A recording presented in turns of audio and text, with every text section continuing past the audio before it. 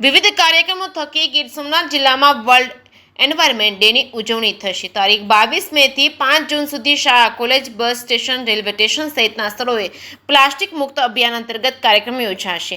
પર્યાવરણની સુરક્ષા માટે જાગૃતિ અર્થે દર વર્ષે 5 જૂનના રોજ વર્લ્ડ એન્વાયરમેન્ટ ડે ઉજવવામાં આવે છે। આ કાર્યક્રમમાં પ્રી કેમ્પેન અંતર્ગત ગાંધીનગરથી યોજાયેલી વિડીયો કોન્ફરન્સ જિલ્લા કલેક્ટર એનવી ઉપાધ્યાય તેમજ વહીવટીતંત્રના કર્મચારીઓ જોડાયા હતા અને વર્લ્ડ એન્વાયરમેન્ટ ડેની ઉજવણીના પ્રી કેમ્પેન વિશે સુનિયોજિત આયોજન હાથ ધરવા વિશે ચર્ચા કરવામાં આવી છે। આ વર્ષની વિશ્વ પર્યાવરણ દિવસની થીમ વિશ્વભરમાંથી પ્લાસ્ટિક પ્રદૂષણ નાબૂદ થાય અને 22 મેથી 5 જૂન સુધી વિવિધ લોકજાગૃતિના કાર્યક્રમો થકી ભાવિ પેઢીઓ માટે વધુ સારું અને સુરક્ષિત વાતાવરણ સુનિશ્ચિત કરવા તેમજ પર્યાવરણનું સંરક્ષણ કરવાની દિશામાં ગીર સોમનાથ જિલ્લા પ્રયત્ન હાથ ધરવામાં જિલ્લા કલેક્ટર એનવી ઉપાધ્યાયે જણાવ્યું હતું કે પર્યાવરણને બચાવવા અંગે રક્ષાત્મક પ્રવૃત્તિઓ થકી માનવ જીવનને નુકસાન થતું અટકાવી શકાય છે। સ્વચ્છતા ઝુંબેશ, વૃક્ષારોપણ, ઉર્જા સંરક્ષણ જેવા પગલાં અપનાવી પર્યાવરણના રક્ષણમાં મોટો ફાળો આપી શકાય છે, જેથી ગીર સોમનાથ જિલ્લામાં પણ સામાજિક સંસ્થા અને અન્ય માધ્યમના